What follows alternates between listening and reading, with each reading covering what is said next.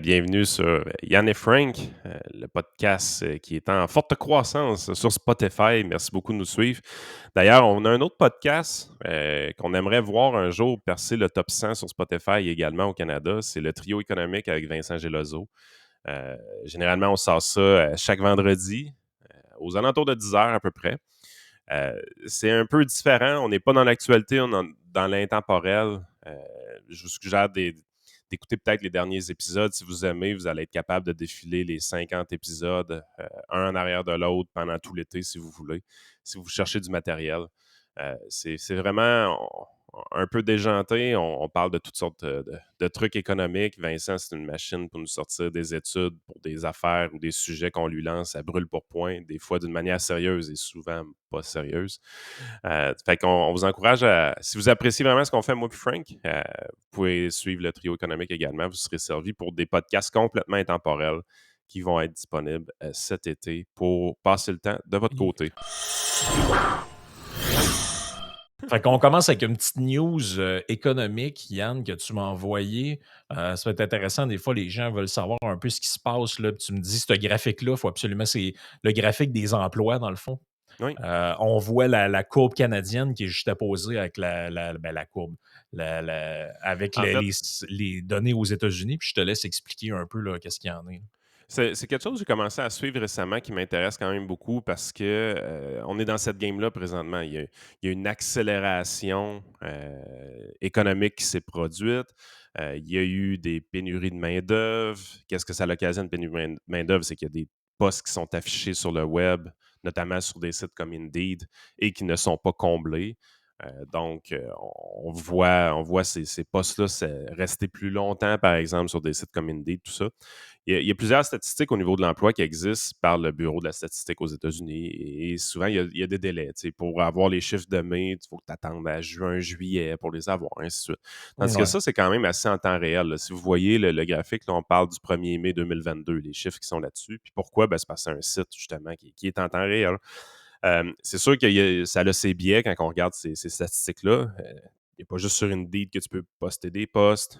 Peut-être que si Indeed a une croissance ou une décroissance de sa propre clientèle, ça va influer le data qu'il y a derrière ça. Ouais.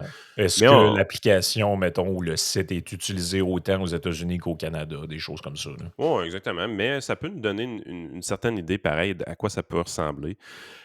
Fait que la ligne en bleu, c'est la ligne aux États-Unis, puis on compare au 1er février 2020. Donc, c'est vraiment le data pré-pandémique. Mhm. Ce qu'on peut voir, ben, c'est que, évidemment, en juin 2020, les postes affichés étaient beaucoup plus faibles que le pré-pandémie. On avait fermé l'économie carrément. Mais que depuis ce temps-là, avec toute la stimulation économique qu'on a eue, ben, on s'est ramassé avec des ouvertures de postes qui n'ont pas été comblées. Donc, on a accumulé une banque de postes d'emploi disponibles qui est quand même assez importante. Ça montait jusqu'à 65-70% de plus qu'au moment pré-pandémie sur le site d'Indeed. Ce qu'on voit aux États-Unis, c'est que la politique monétaire agressive depuis décembre-janvier a son effet. Donc, la décélération qui est recherchée par la Banque centrale est en train de s'effectuer tranquillement. Alors qu'au Canada, premièrement, il y a des gros coûts. Au Canada, il y a des données qui sont un peu aberrantes. Je me demande d'où est-ce que ça vient, honnêtement. Je n'ai pas fait la recherche. Est-ce que c'est des cliniques de vaccination qui ont été fermées, des cliniques de dépistage, par exemple, COVID, qui ont été fait, des postes gouvernementaux qui ont été fermés d'un seul coup. On voit vraiment qu'il y a un coût à la baisse très important le 1er janvier, donc c'est plein d'offres d'emploi qui ont fermé en même temps, peu importe. Euh, Quand je vois des affaires de même, je soupçonne un peu plus d'activité gouvernementale que d'activité du secteur privé. Mais on est vraiment dans une situation où est-ce que, malgré ces coûts à la baisse-là, les postes sur Indeed continuent de s'ajouter au Canada. Donc, la décélération qu'on observe aux États-Unis depuis le mois de janvier au niveau de l'emploi, on ne la vit pas nécessairement encore au Canada.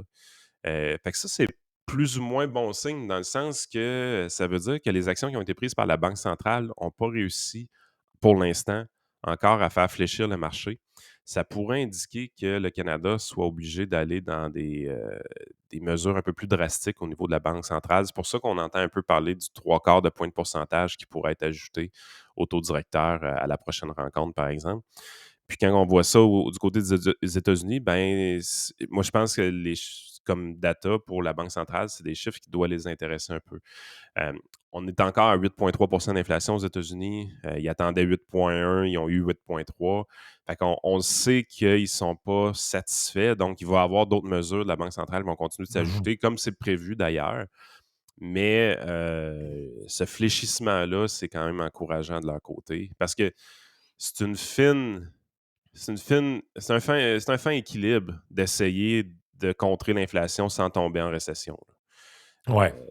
Ça, c'est la chose la plus difficile à faire et c'est généralement un feature que les banques centrales ne sont pas capables de faire. Plus souvent qu'autrement, ils vont overshooter leur lutte à l'inflation pour nous sacrer carrément en récession éventuellement. Ouais, en tout cas, c'est c'est de plus en plus que les gens ont l'impression qu'il va arriver. Est-ce que c'est ça? Bon, tu le dis tout le temps, on peut pas prévoir on peut pas prévoir l'avenir, mais disons qu'il y a des avenirs qui semblent plus probables, que d'autres. Yes. Hey, dans la saga de l'acquisition de Twitter par, Elon Musk, on est encore un petit peu dans ça parce que là, il y a, en fait, Musk demande à avoir un genre d'audit des accounts fake qu'il y a sur, T'as-tu vu sa réponse? ouais, tu parles du long thread du gars de Twitter, puis lui, il a juste mis, l'emoji de la crotte, là, en dessous. C'est ce qui me fascine le plus d'Elon Musk. Ce gars-là est un génie, là, tout le monde comprend ça. Il est super brillant. C'est aussi un méga troll. Je Ah veux ben dire, oui. en fait, je préfère le trolling de Musk que celui de Donald Trump. Donald Trump, c'était un peu gamin sans argument, mais il y a un raffinement d'habitude du côté de Musk. Des fois, on comprend pas tout le temps ce qu'il veut dire non plus. Il est un peu dans son monde. Ouais. Mais là, ça a été vraiment une réponse à la Donald Trump. On sort l'emoji de la crotte pour répondre au CEO de Twitter que je suis en train d'acquérir sa compagnie. Fait que, tu sais, tu fais, ouais, c'est quand même assez intense. Ouais, ouais, Mais d'après en, moi, lui, il a plus de job quand le deal va se finir, là. mais en même temps, tu es là, tu te dis, crime, ça- avec cet emoji-là, il a réussi à dire tout ce qu'il voulait dire. C'est, hey man, slack la bullshit, là. Absolument, là. Puis, tu sais, là, il y a plein d'affaires un peu étranges en fait, ce qu'on se rend compte, c'est que Twitter, ça a l'air d'une business qui est drôlement gérée, on va dire ça Ouais. de même. Ils ont de la misère à voir, parce qu'avec l'ampleur du deal qui est en marche, qui est, bon, Hey, un c'est pas en 44 arrière de milliards l'autre. de dollars, là. C'est 44 milliards de dollars. Le gars, il dit: «Je peux-tu savoir combien il y a de fake accounts sur Twitter?» «Ah, ouais, je peux-tu savoir c'est quoi la politique précise de telle affaire?» «Ben, il y en a pas vraiment, puis c'est non, puis ouais, dans le fond, on a toujours voulu que telle affaire», mais c'est tout le temps très, très obscur.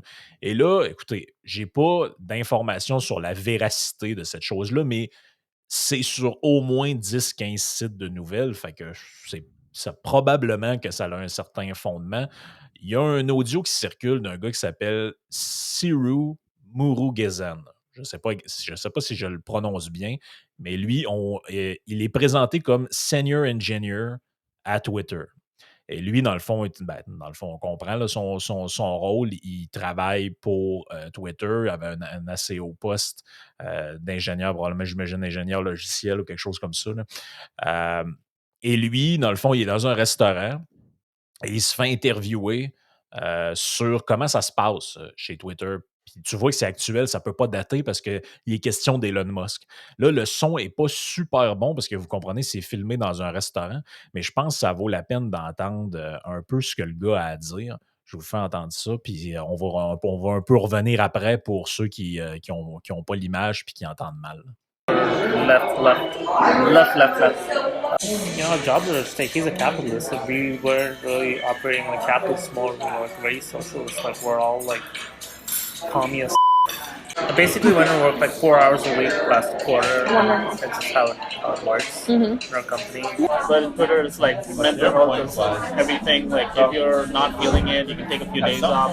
People have taken months off. I don't know the two parties can truly coexist on one platform.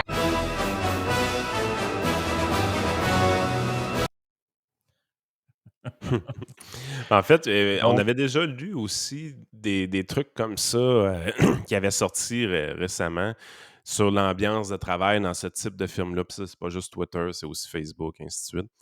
Puis, Je pense qu'on a donné, dans ces entreprises-là, beaucoup, beaucoup, beaucoup de pouvoir aux employés qui ont un droit de décider plein de trucs. On l'a vu aussi avec les employés de Netflix là, dans l'histoire de David Chappelle. Tu as vraiment l'impression que ces employés-là ont fait un takeover de la compagnie avec leurs émotions. Ah, c'est carrément ça. Ben, le truc que tu parles, c'est Netflix. Puis ça, justement, ça a été commenté en mode trollatique par Musk sur Twitter, où il est allé dire very good news. Parce que Netflix a fait un genre de statement où ils ont dit ben là, si vous travaillez pour nous et vous n'êtes pas content du contenu qu'on publie, vous pouvez aller travailler ailleurs. Parce que là, écoute, tu sais, Netflix, c'est rempli de contenu très à gauche. Puis même pas gauche, mais tu sais, c'est des séries sur les affaires transgenres, puis c'est beaucoup ça, là. Des affaires féministes, tu as des sections sur la culture, c'est juste des films afro-américains, mettons, genre. Puis c'est correct, là, moi, j'ai aucun problème avec ce genre de contenu-là. Par contre, si ça s'est mis sur la plateforme, il faudrait que tu aies aussi d'autres types de contenus, dont Dave Chappelle. Pourquoi Dave Chappelle ne peut pas être là? C'est un humoriste noir qui fait des jokes un peu d'humour noir. Là, je comprends pas c'est quoi le problème. Fait que là, lui, il est allé troller en dessous, puis il a dit c'est une bonne nouvelle. Puis là, des gens disaient l'effet Elon Musk se fait ressentir sur d'autres plateformes. Puis honnêtement, c'est pas impossible que ce soit un peu ça aussi, là, dans le sens Oui. que lui, il insuffle un genre de climat. Parce que pas les plus vieux d'entre nous, là, mais les moins, pas les plus jeunes qui nous écoutent, mais les gens qui ont à peu près ton âge, Yann, puis mon âge, eux ont connu l'Internet libre. Tu te Oui. rappelles au début d'Internet où c'était un peu n'importe quoi, tu allais sur des sites, puis à un moment donné, il y avait un bonhomme qui pouvait être tout nu là-dessus, ou des chat-roulettes de ce monde, puis il y en avait de la cochonnerie sur Internet. Faut que tu nous trouves un bruit d'un modem 56K, Frank. Là. Faut se Ah rappeler le oui, bon ben vieux moi, temps. Là. des fois, j'essaie d'expliquer ça à des gens que quand j'étais adolescent, j'avais un de mes amis, mettons un ami, il s'appelle Mathieu. Puis là, je disais, bon, je vais appeler Mathieu, voir s'il veut venir chez nous ou si je peux aller chez eux, peu importe. Et là, tu appelais, puis quand tu répondais au téléphone, ça faisait. Ça, c'est parce qu'il était sur Internet. Et ça, là, les gens ne comprennent pas là, ce concept-là, là, que tu ne peux pas appeler quelque part parce que la personne est sur Internet. Mais c'était comme ça. Puis ça fait pas 40 ans de ça, ça fait 20 Hey, ans. on est officiellement des bonhommes. Hein? Ah oui, on est officiellement des bonhommes, mais qu'est-ce que tu veux? Mais je pense que ça correspond pas mal à la réalité des gens qui écoutent pour une bonne partie, au moins la moitié des gens qui écoutent. Fait que là, Musk, le bordel est pris chez Twitter. Le monde à l'interne disent écoute, puis le bout que. Parce que pour les gens qui voient pas, parce que c'était sous-titré, puis on n'entendait Le pas gars, il a super quand bien. même Là. dit qu'il pouvait rentrer travailler juste 4 heures dans la semaine, puis c'était correct. Là. Ah oui, puis il y a l'aspect mental health, là. C'est-à-dire que quand les gens voient des choses qu'ils n'aiment pas, là, puis sont heurtés dans leur sensibilité, ils prennent des journées off. Il dit il y a quelqu'un qui a pris même un mois de congé, pas rentré travailler. Puis il a même utilisé l'expression they are commie as fuck. Là.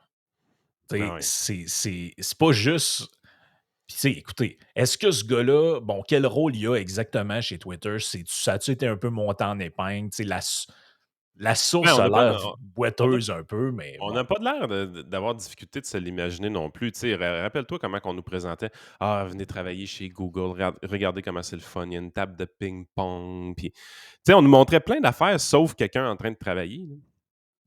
Là. Ouais. On a toujours l'impression que c'est un peu ça. Je pense qu'il y a quelqu'un qui est un ancien employé de Facebook qui a une chaîne YouTube qui parle de son temps, Facebook, justement, de son côté, puis tu apprends une tonne d'affaires de ce côté-là. Puis oui, tu ne peux pas savoir exactement. C'est des compagnies qui sont quand même assez opaques dans leur gestion du personnel. Mais la raison pourquoi j'ai pas de misère à me l'imaginer, c'est que c'est des compagnies qui nagent dans l'argent.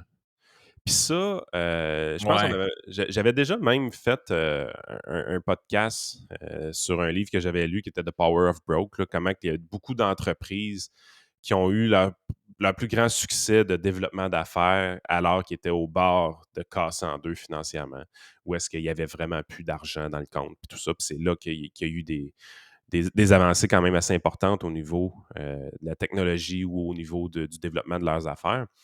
Puis, il y a une logique derrière ça. C'est un entrepreneur qui a faim, il va toujours s'arranger pour avoir une business qui fonctionne au quart de tour.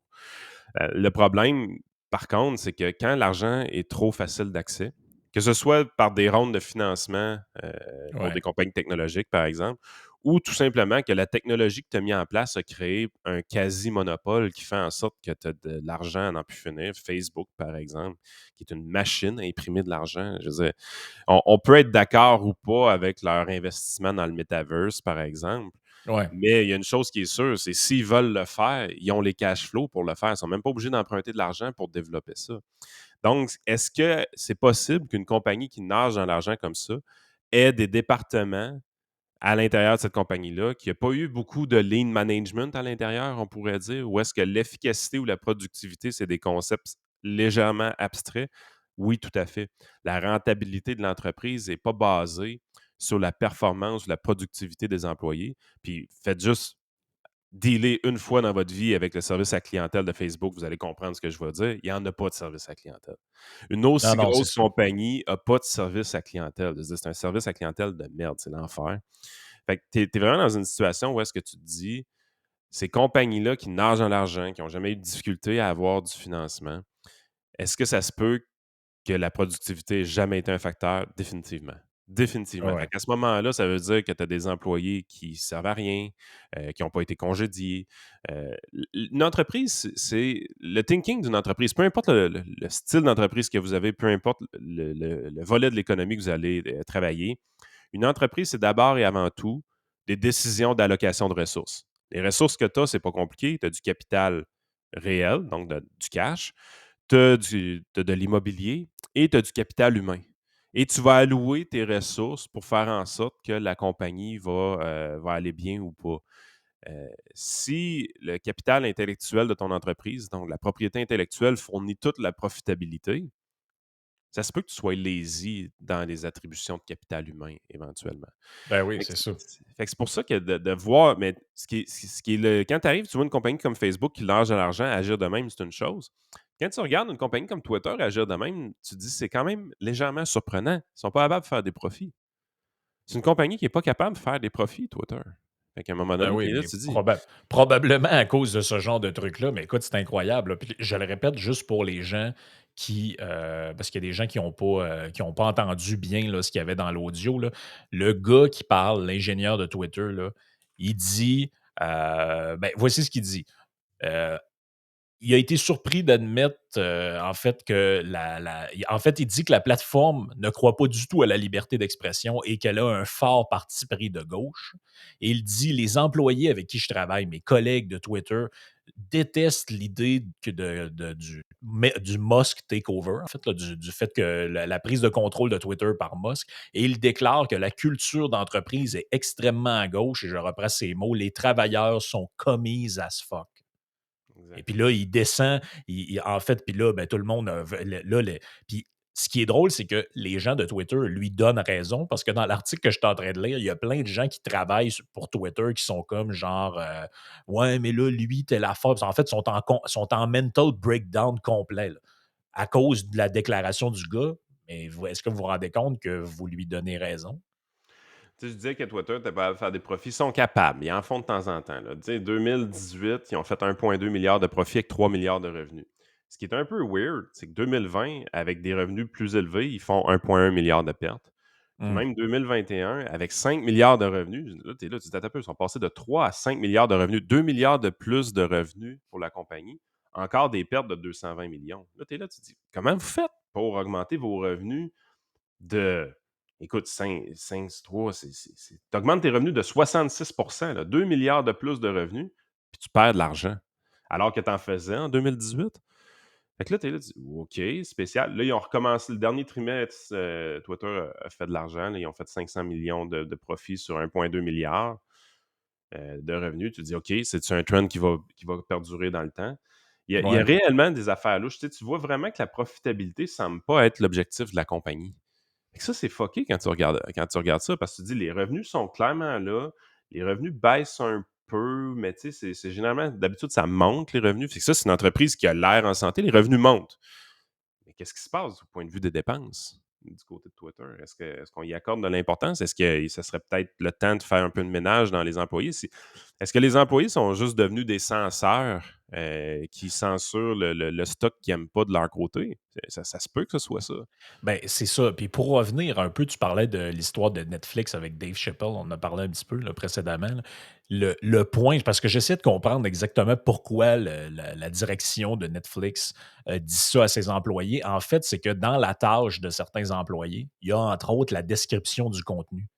Donc, quand, mettons, un artiste ou un réalisateur soumet son contenu à Netflix, bon, là, est-ce qu'on utilise ça, est-ce qu'on n'utilise pas ça? Puis un moment donné arrive, tu sais, quand vous êtes sur votre télé ou votre téléphone, vous avez la petite description de chaque segment, le titre, ce genre de choses-là. Ça, c'est droit de regard de Netflix de modifier les informations que vous avez données en regard de, bon, c'est-tu correct, c'est-tu pas correct? Et là, eux, il y en a qui réécrivaient totalement dans le fond, la description en regard de leur propre valeur, tu sais, avec, mettons, des trucs. Mettons, il y en a un qui aurait voulu marquer le très controversé, humoriste. Tu Ah, comprends? Fait que là, eux, ils ont dit, mais attendez une seconde, là, ça marche pas parce que maintenant, il y a une liberté de création artistique là-dedans. Le gars, ce qu'il a voulu dire, c'est ça. Puis la description qu'il a fournie, c'est ça. C'est ce que vous allez mettre. Vous allez arrêter de tripoter, dans le fond, le contenu. Puis c'est précisément ce qui est dit dans l'article du New York Post là-dessus. C'est là que le mémo est venu parce que là, tu avais des employés qui allaient jouer dans la description du contenu, puis qui allaient aussi, parce que dans le fond, tu as une espèce de système de référencement sur Netflix que quand tu regardes quelque chose, il va te dire il va proposer d'autres choses semblables. ouais, ou vous aimeriez aussi telle affaire, et eux allaient jouer là-dedans pour que, mettons, tu te fasses pas recommander ce contenu-là. Tu sais, parce que tu as tout le temps, genre, correspond à 90% ou Ouais, je suis tout le temps. 95% à votre affaire. Mais ça, c'est automatisé, mais tu peux aller jouer dedans aussi. Là. Tu Genre, comprends? j'invente des affaires. T'écoutes un documentaire sur Reagan, t'écoutes un documentaire sur Thatcher. Ben, éventuellement, on devrait comprendre que les politiciens de droite t'aiment ça beaucoup. Fait qu'on va te proposer un documentaire sur un autre politicien de droite par après. Exactement.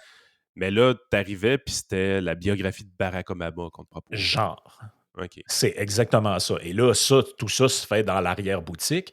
Techniquement, c'est un système automatisé qui gère cette patente-là, on comprend, mais il y a un peu d'intervention humaine par ici, par là, pour orienter le. Puis je pense qu'au niveau de Twitter, ça doit être un peu la même chose, dans le Et sens c'est que. contre-productif. C'est extrêmement contre-productif. La beauté des algorithmes de ces plateformes-là, c'est de s'assurer de conserver le client que tu as réussi à amener sur ta plateforme et de le mettre prisonnier de ta plateforme. Évidemment, tu ne peux pas lui attacher les mains et les pieds. Fait que la façon de le rendre prisonnier, c'est de lui proposer du contenu qui va l'intéresser. Absolument. Fait que, Absolument. C'est carrément ça. Puis Twitter, c'est une de ses batailles aussi. Musk, c'est-à-dire sur Twitter, c'est tout ce qui est l'algorithme, dans le fond, pour te présenter le contenu. Il dit bien ça. Tu sais, il a fait un long tweet où il disait allez sur votre page, actualisez votre page, allez en haut à droite, il y a un genre de petite étoile, cliquez là-dessus et réinitialisez l'algorithme pour que, dans le fond, il vous présente les derniers tweets des affaires que vous suivez. Parce que sinon, il va vous présenter, entre autres, plein. On en voit plein. Là. Moi, j'arrête pas de voir des affaires sur Twitter, genre des pubs pour le tramway. moi, je suis pas abonné à euh, Léa Streliski, puis je la vois tout le temps sur Tout ma le temps. timeline. Mais Tout c'est le tout le temps. temps, voici quelque chose qui pourrait vous intéresser. Non, non, ça m'intéresse pas. Pourquoi tu me proposes tout le temps du stock qui m'intéresse pas? J'ai affaire à GND sans arrêt sur mon Twitter, sacrifice. C'est pas parce que je veux lire des affaires de GND, ça m'intéresse pas. Mais ça, je pense que ça vient de cette espèce d'obsession-là. Puis ça, les politicos, ça rêve d'aller jouer là-dedans. C'est l'histoire de la fameuse chambre d'écho. Donc, eux sont obsédés par ça, en fait, Ouais. d'aller jouer dans les. Puis ça, c'est même dans les projets de loi bizarres là, de Trudeau. Là, il y a cette idée-là, défendue par certaines personnes, qu'il faut forcer les grands médias web, là, les Twitter, Facebook, d'aller fouiller, d'aller taponner l'algorithme pour te forcer à voir des choses qui sont en dehors de ce qu'eux appellent ta Ah, chambre d'écho. Donc là, dans le fond, mettons que, et on se doute bien en fait que jamais ça va t'amener si t'es de gauche sur des trucs de droite, mais Non, non, non, non, non, non. tu comprends l'idée, c'est pour changer. Ça On arrivera voit, pas. alors, c'est ça, on voit très bien où ça s'en va, cette affaire-là. Fait que dans le fond, on va te forcer. Fait que mettons que toi, tu t'es connecté sur Twitter et tu suis Ted Cruz, tu suis, je sais pas moi, le premier ministre britannique, Fait tu que toi, suis tu tous ces penses que gens-là. si on passe la loi, Catherine Dorion ne se fera pas proposer notre contenu sur son téléphone? Je suis pas mal sûr. Hmm. Et puis c'est exactement ce qu'il dit, hein, le gars de Twitter dans le vidéo, parce que le vidéo est long, moi je l'ai écouté au complet, mais vu que le son est à chier, on ne fera pas subir ça aux auditeurs, là. Mais il dit dedans, à un moment donné, que en fait, il dit même qu'il ne pense pas qu'il y a aucune plateforme où deux groupes autant antagonisés que, par exemple, aux États-Unis, parce que c'est leur réalité, les républicains et les démocrates, peuvent exister sur la même plateforme de manière paisible parce qu'il dit que c'est littéralement une guerre entre les deux clans. Et le staff de Twitter a choisi son clan, c'est très clair. Là. Parce que vous regardez le nombre de comptes qui sont censurés euh, et vous essayez de trouver, mettons, un politicien démocrate là-dedans, ça n'existe pas. Là. Non, Ça puis existe carrément pas. Là. alors que Twitter devrait pas être drivé par l'idéologie, Twitter devrait être drivé par la profitabilité. Donc, comment je fais pour... Tu sais, quand que Elon Musk a annoncé qu'il allait acheter éventuellement, tu as vu tous les boycotteurs de Twitter revenir. Carson, par exemple. Ouais, Là, il disait « I'm back ». Puis là, tu voyais des tweets qui rentraient, puis les j'aime, puis tout ça, puis t'es là. Puis on a vu même pendant quelques jours des réabonnements. Moi, je pense on a eu comme, sans trop tweeter, toi puis moi, on a eu comme 1000 abonnés supplémentaires chacun pendant absolument. cette période-là. Alors qu'il y a des comptes plus de gauche que tu voyais qu'il n'y avait aucun mouvement de ce côté-là. Fait que t'es là, tu dis, OK, tu sais, il y a clairement eu un impact pour ramener des gens de droite sur la plateforme. Ça a été assez évident. Moi, en tout cas, personnellement, je l'ai mesuré. Fait que t'es vraiment. Puis là, on est juste au Québec. Fait qu'imaginez aux États-Unis. Là, c'est sans commune mesure. Là. Fait que t'es là, tu te dis, crime, c'est une bonne nouvelle pour Twitter, dans un sens. Il y a des nouveaux utilisateurs qui viennent Mm. ou des anciens utilisateurs qui ramènent leur crowd. Crime, c'est juste une bonne nouvelle. Pourquoi ça n'a pas été fait avant? Pourquoi ces gens-là se tenaient à l'écart de Twitter? C'est qu'ils voyaient la censure. Ils ont censuré un président américain. Aux États-Unis, tu es président for life. Là. Président Trump, là, c'est encore président Trump, même s'il n'est plus là. Euh, Ben oui. Comment ça, vous l'avez censuré de même? C'était le Ah, président. puis le pire là-dedans, c'est que les gens qui ne l'aimaient pas, là, puis ils sont très nombreux, là, se sont réjouis de cette affaire-là. Mais tu peux jamais te réjouir de la censure parce que la censure, comme la cancel culture, puis il y en a qui en ont eu une bonne leçon dans les dernières heures, ça finit toujours par te rattraper, peu importe qui tu es. Donc, Ben oui. les donneurs de leçons seront toujours cancellés d'une manière ou d'une autre parce que c'est impossible sur tous les sujets d'être une bonne personne au bon moment, dans la bonne circonstance, Il y a toujours selon quelqu'un qui est plus progressif que toi. exactement. C'est ma bonne vieille phrase, le centre-gauche d'hier et l'extrême droite de demain. C'est exactement ça. Là. On voit la nouvelle génération de bien-pensants se faire canceller par la nouvelle. Tu vois des gens, tu sais, moi, ça me fait rire de voir que, mettons, des Guy Nantel ou des gens qui sont des péquistes de gauche, tu sais, qui étaient les progressistes autorisés il y a 15-20 ans, De longue sont date. de longue date, sont aujourd'hui désigné presque comme genre de mononcle un peu Alors qu'on rétrograde on parle de gars par qui les ont pas. nouveaux woke.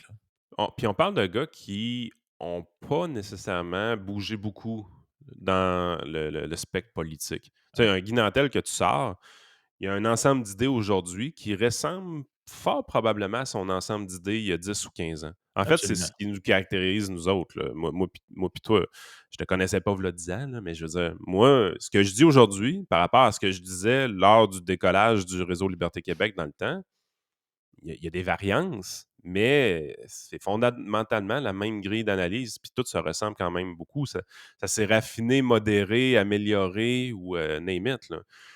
C'est juste ça qui s'est passé avec le passage du temps.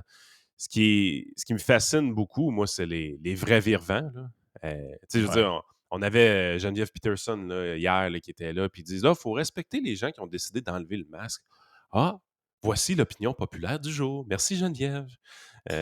On les connaît, les virvents, le Richard Martineau, Geneviève, ainsi de suite. Ça dit tout puis son contraire en dedans de 2 mois, puis tout est Ben clean. oui. Puis même des Patrick fois, c'est 2 Lagacé. semaines. Patrick Ah oui, Lagacé qui a fêté la levée du masque dans son exact. Hey, c'était le temps. Mais puis ça, là, tu sais, l'exemple parfait de cette nouvelle dérive-là, je pense que c'est ce qu'on a jasé dans le podcast la semaine passée avec Julien Cardinal. Tu sais, le gars se fait canceller pratiquement comme s'il était un white angry man, membre d'un truc d'extrême droite par des gens qui sont beaucoup plus proches de lui que nous, on peut l'être, en fait. Là. Ben Tu sais, oui. d'un point de vue c'est ça qui est complètement capoté. Donc, J'avoue que, mais il faut avouer une chose, par exemple, si on se présentait à l'investiture de Québec solidaire, on serait probablement cancellé. oui, Je pense pas qu'on apparaît sur un bulletin de vote à quelque part. non, je comprends. Sauf que, tu sais, il y aurait peut-être raison de nous appeler et faire, ben écoutez, Monsieur Sénéchal, vos valeurs, de ce qu'on comprend, sont pas en accord avec celles du parti, fait qu'on comprend pas pourquoi vous voulez vous présenter, puis il y aurait raison de le faire. Dans son Hey cas à Frank, on te lui, présente-tu? ça serait drôle, hein? Mais moi, je voudrais me présenter avec Vincent pour Climat Québec, mais ça reste à déterminer dans quel Ouais, mais comté. Martine, elle vous prendrait, c'est ça l'affaire. Ouais, c'est ça, tellement désespéré qu'elle nous Elle dit, prendrait. yes, un candidat! 20 votes de plus, 20 piastres de plus par année de financement. C'est exactement ça. Mais je sais pas, il y a comme quelque chose là-dedans qui est tellement contre-productif. Tu sais, tu le disais, le but, ça nous ramène en fait à la même affaire. Le but d'un parti politique, c'est de croître pour acquérir plus de gens, comme une entreprise. Le but, c'est de l'entreprise. Le but de Twitter, c'est de Profitabilité. croître, c'est de faire de l'argent, c'est de grossir, c'est de devenir. Techniquement, ton but, ça devrait être d'être le premier réseau social. Et pour être le premier réseau social, tu ne peux pas chasser des gens qui ont des centaines de milliers, voire des millions de followers dessus pour des raisons idéologiques. Tu sais, imagine que tu es Twitter et là, tu vois Facebook qui cancelle, mettons, Donald Trump. Tu vois YouTube. Tu vas chercher Tu dis, Donald Trump tout de suite, tu dis, man, tu vas être exclusif chez nous. ben, tu Viens-t'en, là. dis, nous, garde, on n'a pas d'opinion là. Là-dessus. C'est pas notre rôle de donner de l'opinion sur ce qui se passe en politique. Nous, on garantit que notre plateforme, c'est une plateforme de liberté d'expression, puis on n'a pas d'affaire à s'attaquer à des institutions comme euh, Les présidents américains. le président américain. Et là, il y aurait probablement eu une migration de plein de gens qui sont sur Facebook pour suivre Trump vers Twitter. Et Exact. c'est comme ça, me semble que Puis même chose pour un parti politique. Écoute, tu es un parti politique, qu'est-ce que tu cherches à faire? Tu cherches à élargir pour grossir tes rangs, pour éventuellement prendre le pouvoir à un moment donné. Mais ces gens-là, dénués complètement de toute stratégie, du moment que tu dévies d'une simple virgule de leur croyance ou de leur patente, sont prêts à te prendre, à te crisser dans les vidanges. En fait, ces gens-là aiment mieux mourir, je pense, dans la pureté idéologique que d'essayer de faire avancer leur idée. En réalité, c'est ça. Ils vont exclure les gens, puis ça va leur donner bonne conscience. Mais je comprends pas, honnêtement, d'un point de vue pragmatique ou pratique, je comprends pas la stratégie derrière ça. Là. Ben, c'est qu'il n'y en a pas de stratégie. Hey, merci pour les gens qui nous ont écoutés d'une manière totalement gratuite. Les cheap selon Jeff Fillion, avec dans son podcast. J'aime vraiment la manière qu'il le fait. Puis les gens embarquent. Puis c'est sûr que quand tu as le personnage de Jeff qui est un cheap notoire, ça passe toujours bien. On continue sur Patreon, notamment. On va vous parler des primes des infirmières qui sont disparues et également Kim Jong-un. T'as sorti des patentes sur notre ami nord-coréen. On va jaser de ça sur Patreon pour la suite.